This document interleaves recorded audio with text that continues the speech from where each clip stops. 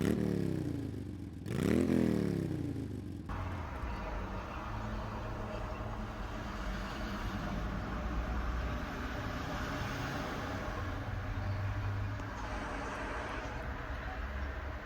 morning. Today is Sunday, July 19th, 2026. This weekend, Christopher Nolan's The Odyssey released in theaters. Ashley and I saw it twice in San Francisco before sleeping right underneath the Golden Gate Bridge in our van here. Ashley's getting ready to move forward and asked me to show you where we slept last night.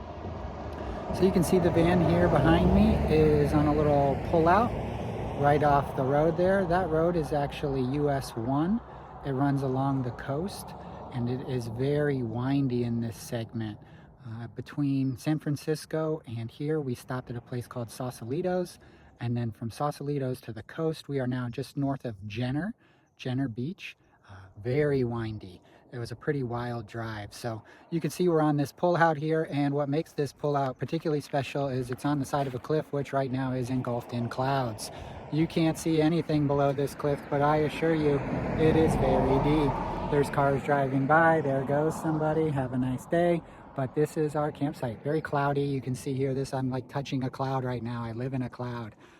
And here you go, deep valley to somewhere. We currently have 1 bar of reception and cellular service with Verizon, and we found this place on iOverlander. Onward and upward. Ashley, Jake, and Sam the cat here, living van life and visiting 7 of the 30 MLB stadiums. We're so glad you're here with us.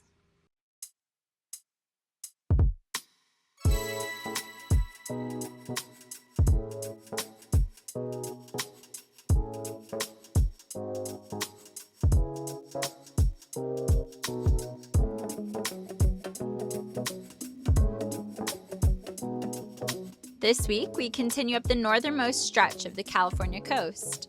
We decided to trek back a little from our sleeping spot to Sausalito for coffee and internet, then mapped out a fun day of driving with stops at Fort Ross, the Sea Ranch Chapel, and Gualala Point. Here we go!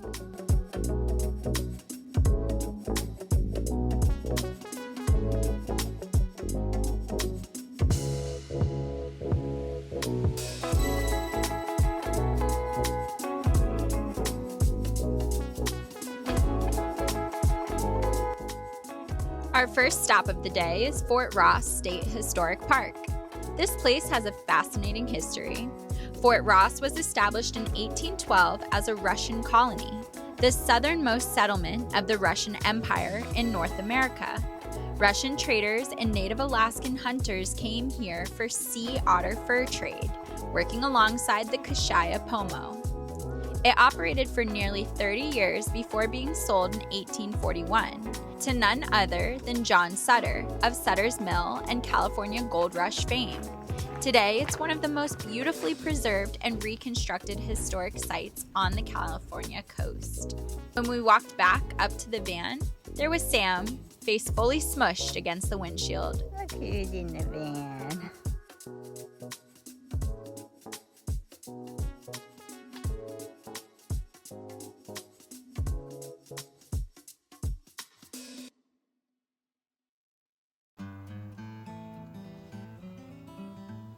Next, we stopped at the Sea Ranch Chapel. And what a special little place. Built in 1985, this tiny non-denominational chapel was designed as a sanctuary for prayer, meditation, and quiet reflection, open to all. Its swooping, organic wood and stone design makes it look like something out of a storybook, inspired by the wings of a bird and the shells of the sea. It's genuinely one of the most unique little structures we've seen on this trip.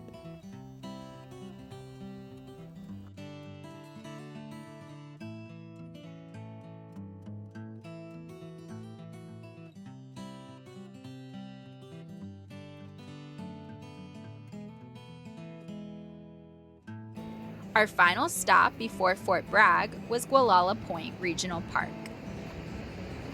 This coastal gem sits right where the Gualala River meets the Pacific and offers stunning bluff-top trails and beach access.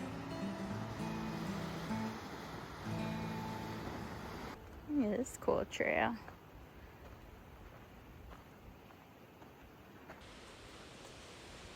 We hiked out along the bluffs, made our way down to the beach, and completely gave in to the moment.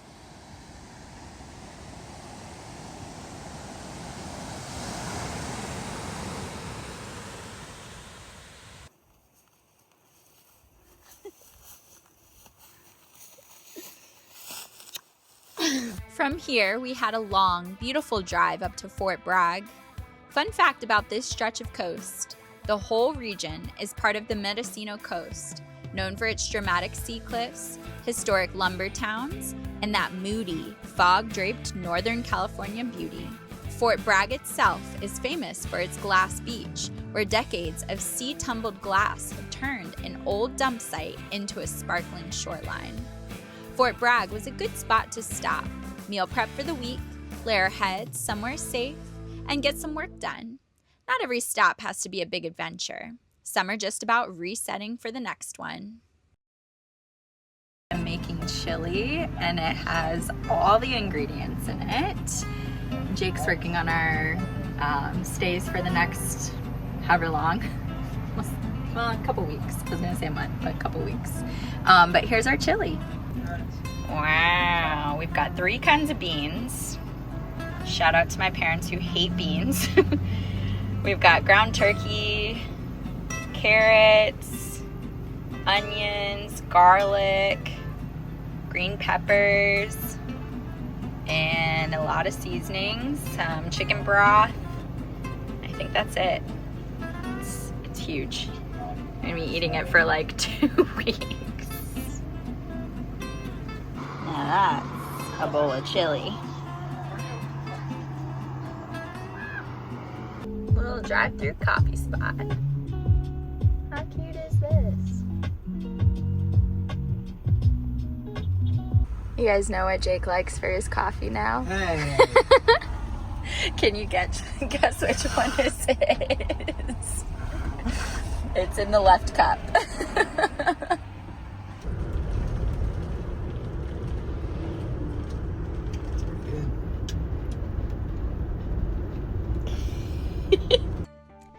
And now, the giants. Humboldt Redwoods State Park is home to the largest remaining stand of old-growth coast redwoods in the world. The park protects over 17,000 acres of ancient redwoods, including some trees that are more than 1,000 years old and soar over 350 feet tall. We drove the famous Avenue of the Giants, a 31-mile scenic road winding directly through these towering ancient trees. No photo, no video, nothing can quite prepare you for how small you feel while driving beneath them. We stopped for the quick hike to see the Founder's Tree, a stunning 346-foot giant, and explored the grove around it. Some of these massive trees had fallen, their enormous root systems torn right up out of the earth, taller than the van. It really puts into perspective just how ancient and immense these beings are. Walking on the old Founder's Trail, we're gonna see the Founder's Tree. Come with me inside of a big redwood tree.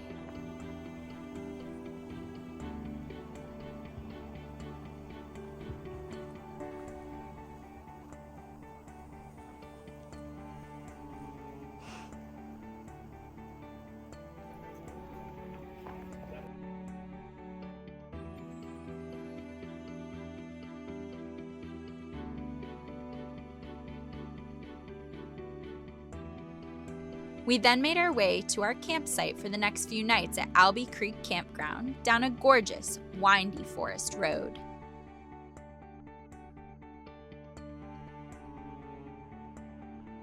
This whole area sits within the Bull Creek watershed, one of the most pristine, old-growth groves in the entire park. You truly could not ask for a more magical place to sleep. We just went this way. While at the campground, we did a few hikes. Came out through here. Oh, we have to cross the road. This is the Albee Creek.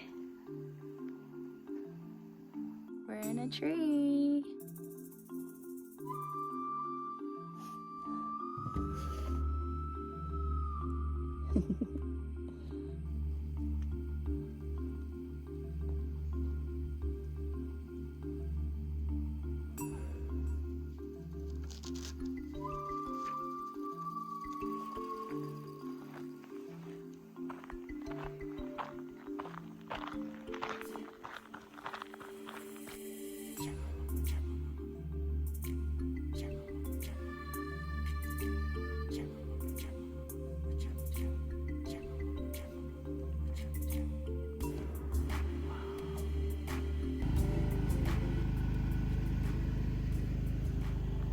Enjoying a little Ashley time here in the forest. I'm gonna paint and read and journal and drink coffee and enjoy nature.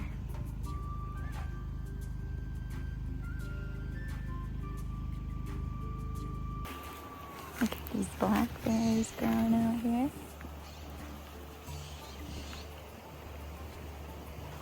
Mmm.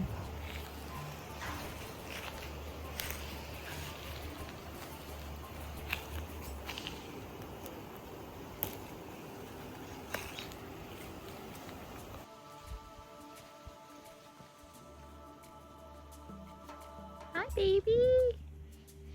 You exploring? Yeah. Sam was thriving here. She got so much exploration time in the forest, and one of the sweetest moments of the week was when she sat with us and watched the deer wander over to enjoy apples from the tree in the field outside our campsite. Our little forest explorer. Another day, another pancake. On our last morning, we took it slow. No rush, nowhere we needed to be. I made blueberry pancakes topped with wild blackberries I foraged right there at the campground. And we savored a peaceful, unhurried morning beneath the redwoods before heading to our next spot. There's nothing quite like it.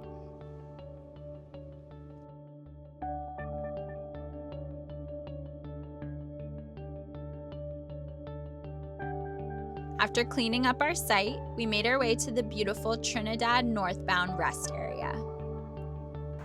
How cool is this rest stop?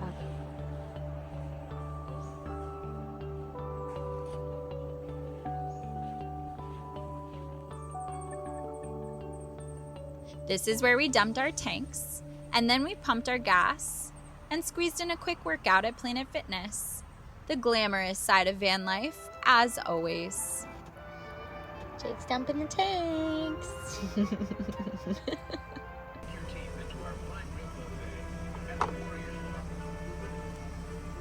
And we're going to Planet Fitness. There's something about standing beneath a 1,000-year-old redwood that puts everything into perspective. These trees were here long before us, and if we protect them, they'll be here long after. They've weathered centuries of storms, fires, and change, and they just keep reaching upward, onward, and upward, quite literally. This week reminded us to slow down and feel small in the best way possible. To forage the blackberries, paint the afternoon, watch the deer, and let the forest set the pace. The giants don't rush, and this week, neither did we. We're so grateful you're here beneath the trees with us. Next week, we say goodbye to California at last and cross into a brand new state. We've got a creamery tour in Tillamook, a Portland reunion with some friends, and the historic town of Astoria on the horizon. The Pacific Northwest is calling, and we cannot wait. See you next week.